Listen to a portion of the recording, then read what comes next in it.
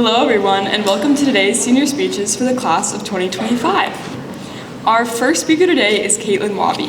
Kaitlin will be introduced by her father, Bill Wobbe.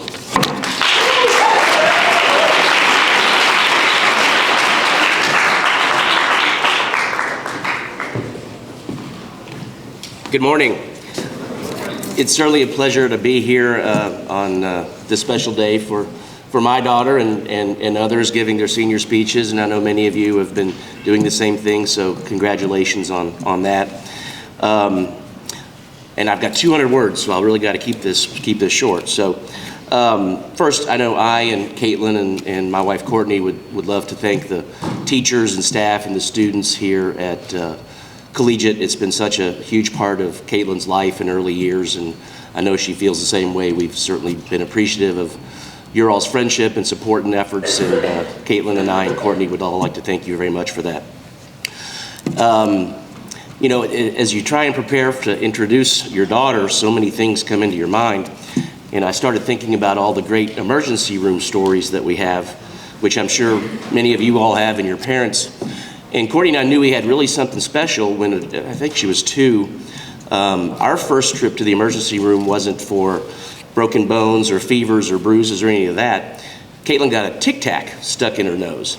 And so, you know, we knew we had something special on our hands when that was our first emergency room trip. She said I could say that, so I'm okay. You know, Kaitlin has been such a wonderful part of our family. And, you know, one thing that strikes me about her, certainly all of us in our lives have victories and successes, but we all have setbacks and things that we might like to do differently or change. Kaitlin is a person that has not only grown through her victories, but also learned from her setbacks and used those things to become a stronger person as she sets goals and begins to plan for the next chapter in her life. She's a person that, as I'm sure many of you know, is fun, but also likes to work hard and set goals and achieve things as well. So we as parents are so proud of you, Kaitlin, and everything you've done. We're so proud of the next chapter of your life that you're getting ready to start. And congratulations on a wonderful high school career and as you start your next chapter. So I'd like to introduce my daughter, Kaitlin.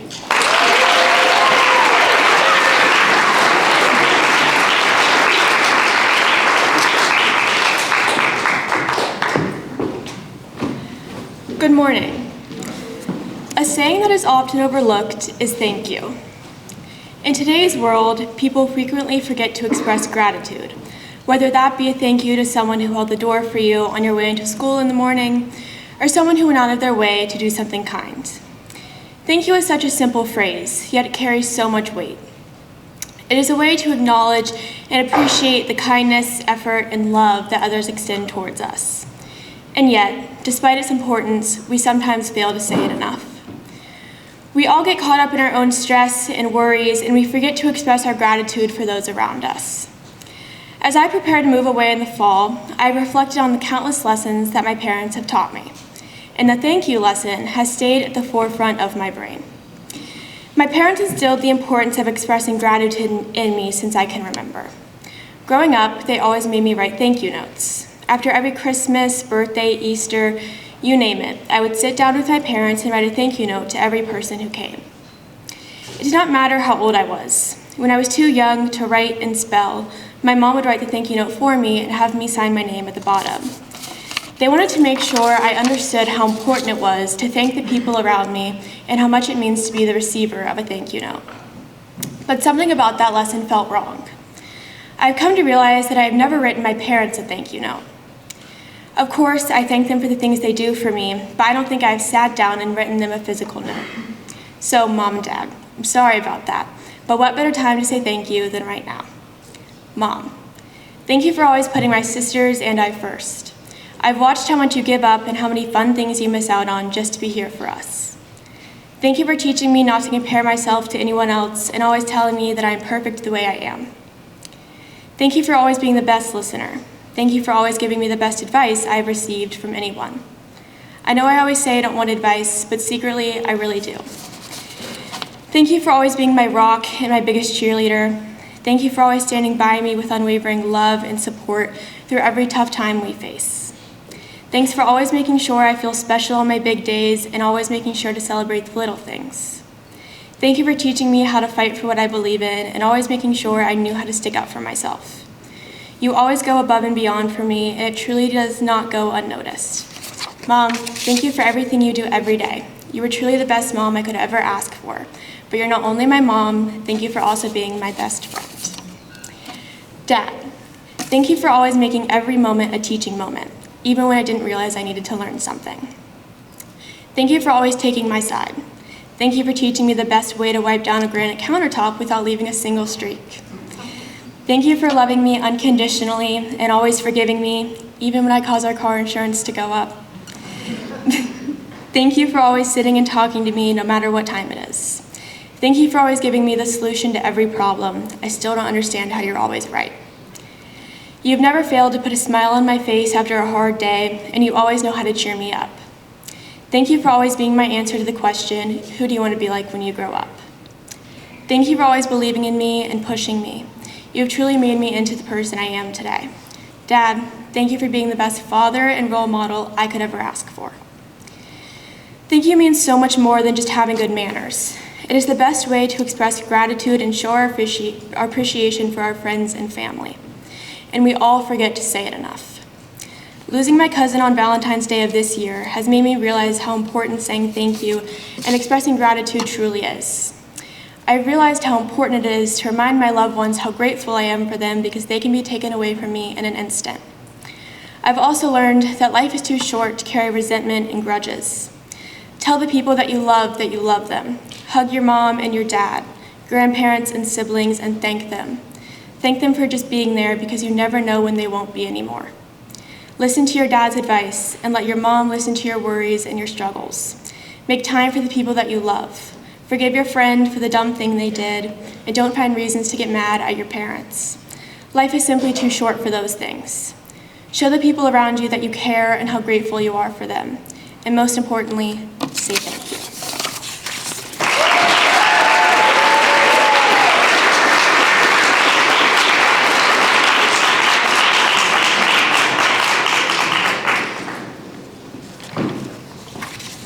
Our second speaker today is Aidan May.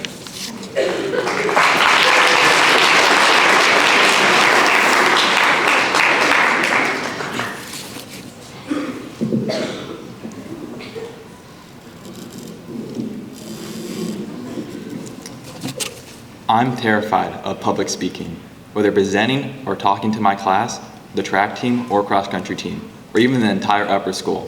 I've been terrified of public speaking since I was little, even to this day. I lack the confidence and the bravado needed to speak well in public. So I'm going to tell a few stories of my public speaking blunders that allowed me to become a better public speaker, and hopefully you'll take away some of the lessons I've learned. The first story to come to mind, my irrational fear of public speaking, happened when I was in JK. There I was, on my way to school with my mom and brother, having an enjoyable car ride, until we got to school, and the daunting reality set into my 4-year-old mind. I have to walk to the JK door in front of people who I'm not related to. You might say, hey, this isn't a big deal, but to my 4-year-old self, this was the end of the world. Now, this terrified me to the point that when I got out of the car, instead of walking to the door like a normal person, my 4-year-old self decided to run into the bushes outside the door and hide. You might say this was more embarrassing than having to walk to the door, but to be truthful, I believe this only embarrassed my mom, as she had to coax me out of the bushes at 7:30 in the morning. Luckily for my mom, I believe she only had to do this a couple times that year, as I got more comfortable walking to that door. I can now say I've learned that hiding in the bushes is not the way to deal with public interactions. I just need to confront my fears and walk through that door. My public speaking failures did not just end in JK. They continued to happen in middle school and even high school. But the next time I learned a lesson from public speaking was when I was a sophomore. We had this project where we needed to present a historical idea from the past to our teacher and make them agree to it. I can't remember what my project was, but I felt confident about my project. And before I had to present in front of my class and teacher, I was typing myself up like, yeah, you're gonna do fine. It's just simple public speaking. You're in high school. What's so scary? Well, I underestimated how bad my nerves would get to me. As soon as I got in front of my class, I was able to get through the first minute of my presentation like a breeze. But then the panic of having my class watching me set in, and I began to panic. This started with my voice becoming quieter and I began shaking at the end of my presentation. I believe what you and I can take away from this is that you just need to focus on what you're saying and not focus on all the people watching you. Once I realized this, I was able to get better at presenting my projects and speaking in front of the whole class. My last notable public speaking failure was when I had to go to one of my mom's work dinner parties, which she would bring me or Bodhi to along sometimes. The benefit of this was free food, but you would have to make small talk and with the guests. This particular party took place during thunder removal. And there I was, eating this very good charcuterie board cracker, when my mom brought this group of people over to me and was like, "This is my son Aidan," and did the whole thing of introducing me.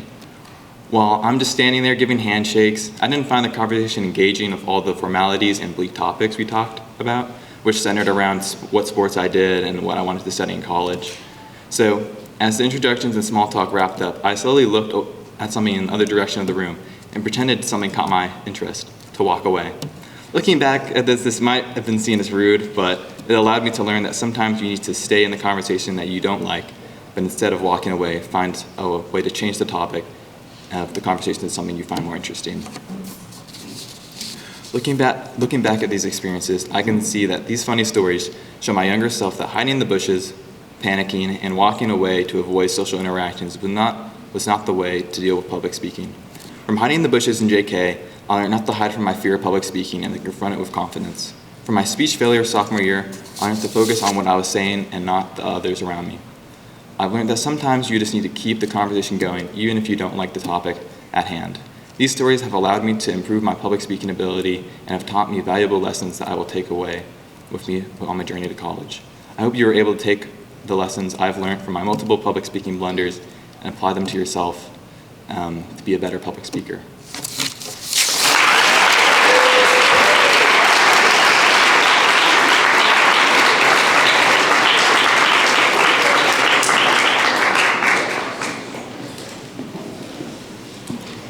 Our final speaker today is Josh Hansen.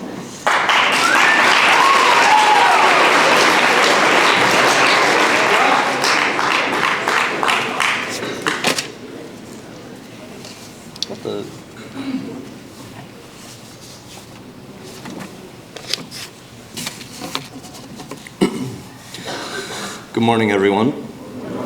As most of you know, I'm a cat lover and absolutely adore the cats I have in my home. But I don't just love cats. I love a lot of animals. I've recently realized this fact when my fiance and I got betta fish from the pet store near my Nana's house. While we were in the pet store, the betta fish were not the only fish that caught my attention. In a tank with other fish at the fish wall, I found something I knew I couldn't live without. Ghost shrimp. While, yes, I am allergic to shrimp, I just couldn't resist wanting one. I quickly realized how patient I had to be, and I needed to wait a long time because my fiance quickly convinced me we would get them later, and I foolishly believed her. A couple months went by again to get new filters for our betta fish, as well as some snails for cleaning.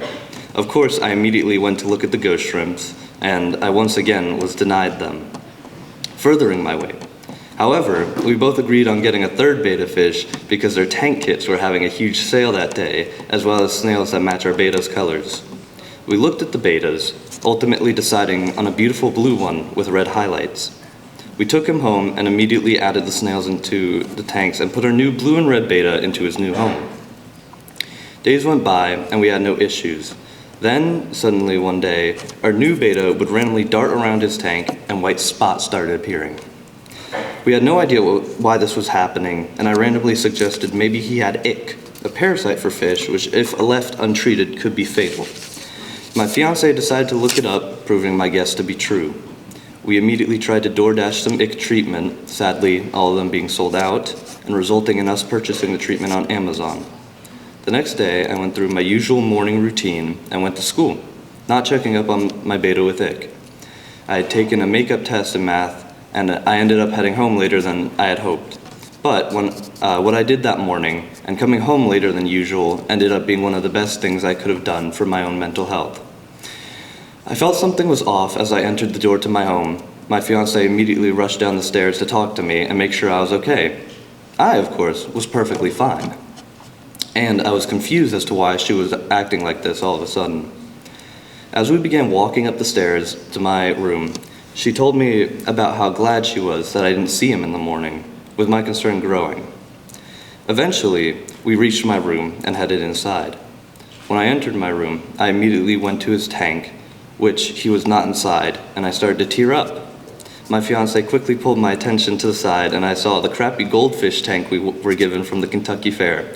I looked inside, and I saw the blue snail as well as the blue and red betta we got. He was barely swimming around the tank, covered in bright white spots, and had a white underbelly. I breathed a sigh of relief, but he still had to recover. It took a couple days, but he survived, earning him the nickname King Sapphire. His name was already Sapphire from the beginning, but he earned his king title for surviving his severe case of ick. To this day, he is thriving and still as beautiful as ever with his large flowing fins. At least, that's what I wish I could say. As the days went on, his large fins were slowly getting ripped and shredded. King Sapphire was bolting around his tank, had heaving breaths, and was constantly falling to the rocks below. We changed his water multiple times, medicated him for fin rot, and tried everything. At least we thought we did. We looked up online what could be causing this. We found results showing the snail might be eating his fins. Nope, disproven. He has an untreatable bacteria. We hope this was not the case. The fake plant and large decoration are shredding his fins. It's very possible, so we removed them. After this, King Sapphire was still ill. We transferred him to the goldfish tank again and did one last water change. My fiancée was considering getting a real plant for King Sapphire, and we decided to go to Sandy's fish shop to get a living plant and show them how bad King Sapphire was doing. The employee, Zach, immediately said to check for ammonia in the beta's water and that it probably was not fin rot. We got a kit, a bottle with bacteria that removes ammonia, and a living plant. Before we left, I of course asked if beta fish ate ghost shrimp. Zach said some do, but not always, and it is worth a shot trying. My fiancée finally caved, and we got one with the other stuff to help King Sapphire. I immediately named it Schwampy and realized how my patience and time spent waiting finally paid off.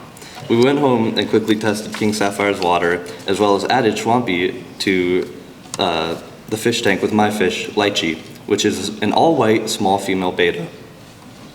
Zach gave us the biggest ghost shrimp they had, it being the same size as Lychee, so we felt confident she would leave it alone like your snail. Now, we had one concern because of prior incidents. Lychee would peck at the snail when we first added it, so we thought it would happen, but that Lychee would be too small to kill and eat Schwampy. So, we dropped Schwampy in, and Lychee didn't see it. Minutes passed, and my fiancée called her sister. Then, a stare down and attack. Lychee tried to nip at Schwampy, but it was fast, effortlessly dodging Lychee and leaving her confused on where the shrimp went. More minutes passed, and my fiancée was telling her sister about how we were scared Lychee would eat Schwampy. I saw movement in the corner of my eye, and Schwampy was down. Lychee was the victor, and my short victory in finally getting the ghost shrimp I've been begging for was destroyed by my own fish. I looked at her, and she said we could get more, but they go as King Sapphire and her fish Peaches. Now you all may be wondering, what were the results of King Sapphire's water test? High levels of ammonia. We added the bacteria to remove the ammonia and left to get the two ghost shrimp, hoping for the best. The two new ghost shrimps were named Schwampy and Schwampy Jr. in honor of the original Schwampy. Schwampy was about the same size as the original, with Schwampy Jr. of course being tiny. We quickly got home, added the ghost shrimps to the tanks, and waited. King Sapphire was still recovering from the ammonia, but was doing 100 times better than when we added the bacteria. This meant it was a perfect time for Schwampy Jr. to be added in order for King Sapphire to get used to it being there. We checked the ammonia quality in the water again, finding it to be a full ppm lower than when we first did the test. The lower the ppm, the better for the fish. While Lychee ate her ghost shrimp, I still got them like I was hoping to for months. Now, while in life, we may not get what we want, the way we want it, or when we want it, But if we show patience and push enough, we will ultimately achieve or obtain what it is we sought after. My want for the ghost shrimp being a good example for this, even with the setback from my fish lychee. Thank you.